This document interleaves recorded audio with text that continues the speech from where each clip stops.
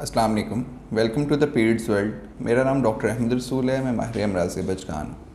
आज इस टॉपिक पर हम बात करेंगे एक वो बहुत कॉमन मसला और कॉमन प्रेजेंटेशन है ओपीडी बेसिस पर कि पेरेंट्स अपने बच्चों को लेके आते हैं डायरिया के साथ या लूज स्टूल्स के साथ, जिसको मेडिकली एक्यूट गैस्ट्रोएंटेरिटिस कहते हैं। डायरिया को हम पहले समझने की कोशिश करते हैं। डायरिया का मतलब है कि कोई भी बच्चा अगर 3 स्टूल्स पर डे से ज़्यादा करे या चेंज इन कंसिस्टेंसी हो स्टूल की। ये जो हॉल मार्क है ये अबव 1 ईयर इन्फेंट से ऊपर के लिए है, क्योंकि जो ब्रेस्ट फेड बेबीज़ होते हैं वो बार बार स्टूल पास कर रहे होते हैं, क्योंकि वो उसकी प्रेजेंटेशन बिल्कुल ऐसी ही होती है कि जैसे ये लूज स्टूल कर रहा है या इसको डायरिया हो गया। तो कई दफ़ा पेरेंट्स जो बड़े कॉशियस होते हैं और अपने बच्चों को लेके आते हैं कि डॉक्टर साहब ये इस बच्चे को मोशन लग गए हैं। एक्चुअली ब्रेस्ट फेड बेबीज़ सिर्फ लिक्विड फॉर्म में मिल्क ले रहे होते हैं और साथ उसके वो जब स्टमक में जाता है बाइल एसिड्स मिलते हैं, स्टमक एसिड्स जो हैं वो मिलते हैं, तो वो उसकी कंसिस्टेंसी जो है वो लिक्विड ही होती है। और बच्चे एक्चुअली बार बार स्टूल पास करते हैं क्योंकि गैस्ट्रोकोलिक रिफ्लक्स उनमें पाया जाता है और बेशुमार और वजूहात हैं, तो हम उसको डायरिया लेबल नहीं कर सकते तब। और अगर कोई बच्चा अच्छी तरह से फीड ले रहा है, वॉमिटिंग नहीं कर रहा और उसमें कोई भी साइन ऑफ डिहाइड्रेशन नहीं है, तो हम उसको न्यू बॉर्न्स में या इन्फेंट्स में उसको डायरिया लेबल नहीं करेंगे। और कोई भी हेल्दी बच्चा 5, 6, 7 स्टूल पर डे पास कर सकता है। अब हम इससे आगे बात करते हैं कि डायरिया को हम बड़े बच्चों में कैसे डायग्नोस करेंगे, क्या अलामात होंगी और उसका ट्रीटमेंट क्या है। अब अगर कोई भी बच्चा प्रेजेंट करता है 3 स्टूल्स और more than 3 stools per day and there is change consistency in stool, तो हम उसको डायरिया लेबल कर सकते हैं। डायरिया की कई कॉजेज़ हैं, inflammatory, non inflammatory, on the whole हम इसको क्लासीफाई करते हैं। और इससे आगे जो कॉजेज़ बेसिकली जो देखने को मिलती हैं वो वायरल कॉजेज़ सबसे ज़्यादा हैं। वायरस जो डायरिया कॉज करते हैं उसमें सबसे कॉमन रोटा वायरस है। रोटा वायरस की वैक्सीन भी अवेलेबल है, लेकिन फिर भी कई केसेस देखने को मिलते हैं। और इसके बाद पैरासिटिक इन्फेस्टेशंस हैं जिसमें अमीबा है और बच्चे डाइजेंट्री के साथ भी प्रेजेंट करते हैं। डाइजेंट्री का मतलब होता है कि स्टूल में ब्लड आने लग जाता है। अब इसकी फर्दर क्लासिफिकेशंस भी हैं, लेकिन हम इसके क्लिनिकल सिम्टम्स पर पहले बात करते हैं। जो बच्चा भी स्टूल पास कर रहा है दिन में, उसमें जो सबसे बड़ा हॉलमार्क ऑफ प्रेजेंटेशन है वो है डिहाइड्रेशन। अब बच्चा डिहाइड्रेशन के साथ प्रेजेंट कर सकता है। वॉमिटिंग हो तो उसमें डिहाइड्रेशन ज़्यादा बढ़ सकती है और एब्डोमिनल कॉलिक हो सकती है, फीवर हो सकता है अगर बैक्टीरियल कॉज ऑफ इन्फेक्शन है। तो ये सारी चीज़ें हमें देखने को मिलती हैं। अब इसमें जब हम आगे देखते हैं कि इसके ट्रीटमेंट ऑप्शंस के लिए, तो डायरिया का बेसिकली ट्रीटमेंट जो मेन ट्रीटमेंट है वो है liquids in form of ORS या आईवी फ्लूइड्स। अगर कोई पेशेंट ऐसी जगह पर है जहाँ पर वो मेडिकल फैसिलिटीज़ अवेलेबल नहीं हैं, तो वो अगर पेरेंट्स उसको ओआरएस देते हैं तो उसकी ये एक लाइफ सेविंग मेथड है कि आप जित बच्चा बार बार स्टूल पास कर रहा है तो आप उसको ओआरएस देते रहें। इससे उसकी जान को ख़तरा नहीं होगा और एक आप बच्चे की लाइफ सेव कर सकते हैं। ओआरएस देने का तरीका ये है कि जब बच्चा स्टूल पास करे, जितनी क्वांटिटी में स्टूल पास करे, तो आप उसको ओआरएस उतना पिलाएं। ये रूल ऑफ थंब है एक। उसके बाद अगर बच्चा वॉमिटिंग भी कर रहा है, और वॉमिटिंग जब बच्चा करता है तो वो ओरल इंटेक उसका बिल्कुल कम हो जाता है, तो फिर ऐसी सूरत हाल में आपको बच्चे को हॉस्पिटल लेके जाना चाहिए, जहाँ उसको आईवी फ्लूइड्स, मतलब इन सिंपल लैंग्वेज कि उसको ड्रिप लगाई जाती है और एंटीबायोटिक्स दिए जाते हैं, एंटीबायोटिक दिए जाती है अगर बैक्टीरियल कॉज या फीवर हो, और रिहाइड्रेट किया जाता है। अब इसमें हमारे मेडिकल स्टूडेंट्स के लिए जो चीज़ सीखने वाली है वो ये है कि एक पेशेंट अगर ओपीडी बेसिस पर आ जाता है तो आप उसको, या एमरजेंसी में आता है, तो आप उसको कैसे मैनेज करेंगे। सबसे पहले देखा जाता है कि पेशेंट का हाइड्रेशन स्टेटस क्या है, उसमें डिहाइड्रेशन कितनी है। हम इसको क्लासीफाई करते हैं कि सीवियर, मॉडरेट और माइल्ड, या नो डिहाइड्रेशन या सम डिहाइड्रेशन। ये इसकी क्लासिफिकेशंस हैं। अगर कोई पेशेंट सम डिहाइड्रेशन के साथ, माइल्ड डिहाइड्रेशन के साथ आता है तो हम उसको ओपीडी बेसिस पर डील कर सकते हैं और उसको ओआरएस प्रिस्क्राइब कर सकते हैं, जिंक दे सकते हैं फॉर 14 डेज़। और अगर बैक्टीरियल कॉज आपको लगता है कि कोई फेब्राइल इलनेस चल रही है तो आप उसको एंटीबायोटिक भी दे सकते हैं।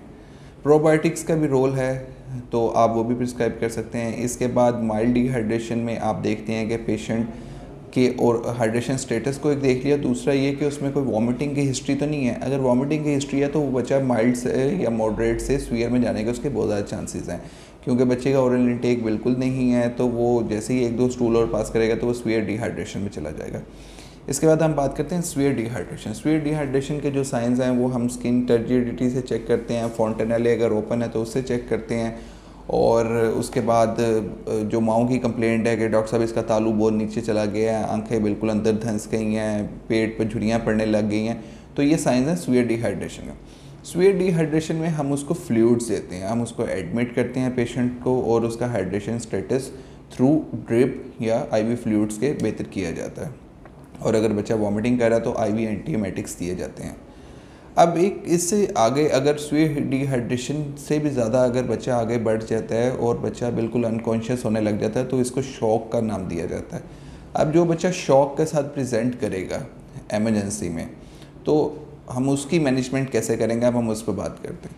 अब जो शॉक के साथ बच्चा आया है तो सबसे पहले आपने उसको शॉक से बाहर निकालना है। You should take vitals, IV lines on both arms, और फिर हम उसको हाइड्रेट करेंगे। और इसकी हाइड्रेशन का मेथड ये है कि हम उसको नॉर्मल सलाइन के पुश देंगे। पुश देने का मतलब है कि आप उसको मतलब एमरजेंसी बेसिस पर उसको फ्लूइड्स दे रहे हैं, फ्लूइड रश कर रहे हैं।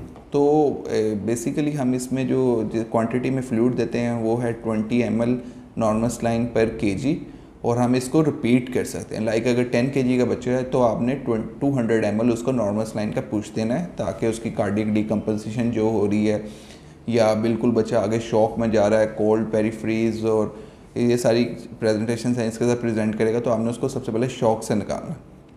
तो उसको आप नॉर्मल सलाइन का पूछते हैं। अगर आपको हाइड्रेशन स्टेटस या उसका कॉन्शियस लेवल थोड़ा सा बेहतर लगता है, बच्चा रिकवरी फेज़ में लगता है, तो आप उसको होल्ड करके जो आपके फ्लूइड्स ऑफ डिहाइड्रेशन है वो स्टार्ट कर सकते हैं। लेकिन अगर बच्चा अनकॉन्शियस ही है या उसकी कंडीशन पहले से बेटर नहीं हुई तो आप उसको नॉर्मल सलाइन का पुश रिपीट कर सकते हैं और फिर आप उसको बाकी ट्रीटमेंट स्टार्ट कर सकते हैं। इसी दौरान आप उसकी लैब्स भिजवाएँ जिसमें सीरम इलेक्ट्रोलाइट्स, कैल्शियम, मैग्नीशियम और सीबीसी है, और उसके अकॉर्डिंगली आप पोटाशियम लेवल्स या मैग्नीशियम लेवल्स या इलेक्ट्रोलाइट्स जो ऊपर नीचे हैं तो आप उसको मतलब ठीक कर सकते हैं। अब हम आगे चलते हैं कि कई दफ़ा डायरिया में कोई कॉज आपको नहीं मिल रही होती और एक्यूट डायरिया नहीं होता वो, और जो डायरिया भी 14 डेज से ज़्यादा प्रॉन्ग करता है उसको हम क्रोनिक डायरिया कहते हैं। क्रोनिक डायरिया की बहुत ज़्यादा कॉजेज़ हैं। सबसे बड़ी कॉज जो उसकी है वो है सीलियक डिज़ीज़।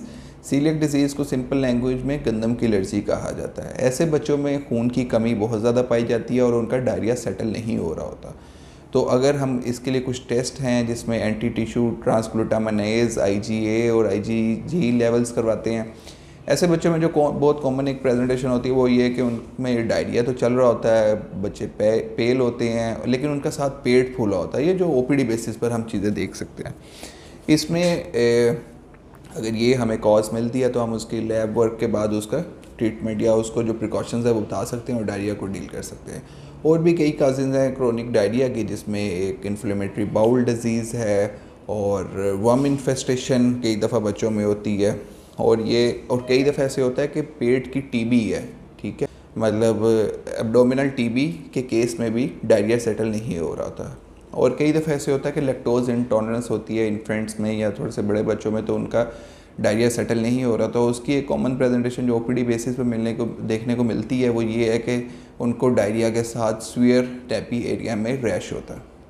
अब इसमें अगर हम देखें कि कई दफ़ा कुछ पेशेंट्स आते हैं जिनको एक्यूट गैस्ट्रोएंटेरिटिस होता है, लेकिन जैसे ही एक्यूट गैस्ट्रोएंटेरिटिस होता है तो उसके बाद उनमें लैक्टोज इंटॉलरेंस टेम्परेरी टाइम के लिए आ जाती है। तो उसमें भी हम लैक्टोज फ्री फार्मूलाज प्रिस्क्राइब करते हैं और उसमें फिर वो रिकवर कर जाते हैं फॉर 21 डेज़ या 1 मंथ हम लैक्टोज फ्री रखते हैं बच्चों को, और वो लेकिन ये एक्यूट कॉज है। अब इसके बाद एक बहुत कॉमन सा सवाल पूछा जाता है OPD बेसिस पर, वो ये है कि डॉक्टर साहब हमारे बच्चे को डायरिया है तो हम इसको खुराक क्या दें। देखें, डायरिया में जो मेन चीज़ हमने रिप्लेस करनी है, जो चीज़ कम हो रही है हमने उसको पूरा करना है, वो है नमकियात और पानी। पानी और नमकियात की कमी को हम ORS के थ्रू पूरा कर सकते हैं, या घर में स्कंजबीन बना सकते हैं, या आप मतलब घर में और कई फॉर्मुलेशन हैं वो बना के वो दे सकते हैं ताकि उनके इलेक्ट्रोलाइट्स और फ्लूइड्स रिप्लेस होते रहें। अब है सेमी सॉलिड जो बच्चे फूड ले रहे हैं तो उनमें हम क्या दे सकते हैं, उसमें घर में बनी हुई जो चीज़ें हैं वो दें। मीठे से बिल्कुल परहेज़ करवाएं, फ्रेश फ्रूट जूसेस बिल्कुल ना दें। अक्सर औक़ात पेरेंट्स के बच्चे में एनर्जी की कमी है या बच्चा कमज़ोर हो गया तो फ्रेश फ्रूट जूसेस देते हैं। फ्रेश फ्रूट जूसेस ना दें क्योंकि उससे डायरिया मज़ीद ख़राब हो सकता है। आप मीठे से परहेज़ करें, आप उसको सेमी सॉलिड फूड्स दें जिसमें केला है, दही है, चावलों की पिच है और दलिया दे सकते हैं। और आप इस तरह की चीज़ें जो सेमी सॉलिड घर में बनाते हैं वो दे सकते हैं। बाहर की चीज़ों का इस्तेमाल बिल्कुल ना करवाएं। और एक बात जो आखिर में बहुत ज़हन में रखने वाली है वो ये है कि डायरिया टाइम लेता है कुछ। डायरिया फ़ौरी से ठीक नहीं होता। डायरिया को ठीक करने के लिए दवाइयों का सहारा भी लिया जाता है, पानी का सहारा भी लिया जाता है और साथ फूड का भी। तो ये तीनों चीज़ें साथ चलती हैं और फिर डायरिया सेटल होता है। और वायरल डायरियाज़ जो हैं वो 7 to 10 डेज़ का कोर्स एक पूरा करते हैं, उसके बाद वो सेटल होते हैं। तो इसलिए आप सिम्प्टोमेटिक ट्रीटमेंट के साथ साथ बच्चे की फूड का और साफ़ पानी का भी ख्याल रखें। इसमें एक चीज़ और जहन में रखने वाली है, वो ये है कि जब आप बच्चों को हमेशा से उबला हुआ पानी दें, ठीक है। मिनरल वाटर का कोई इस तरह से एविडेंस नहीं है कि इसमें बिल्कुल ये सेप्टिक है और या एसेप्टिक है। उसमें यह है कि आप बच्चे को पानी, बेशक आप मिनरल वाटर कई अवेलेबल हैं मार्केट में तो, लेकिन आप बच्चे को पानी उबाल कर दें, ठीक है। और बच्चे को ये आदत बनाएं बच्चे अपनी कि जब भी बाहर खेलें या कोई काम करें तो बार बार हाथ धोने की आदत बनाएं, जिससे जरासीम से बचा जा सकता है और डायरिया की जो कॉजेज़ हैं उसको भी आप प्रिवेंट कर सकते हैं। Thank you so much.